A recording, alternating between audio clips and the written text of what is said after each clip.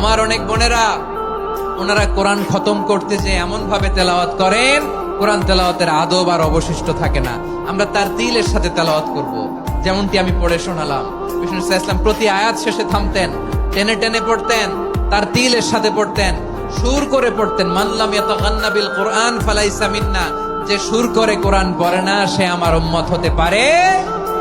যাইনুল কোরআন বিআসওয়াতিকুম, বিষ্ণু বলেন সুর করে কোরআন পড়বা। অনেকে কোরআনের খতম তুলবার জন্য কোরআন একেবারে খতম করে দেয়, এরকম আছে না নাই?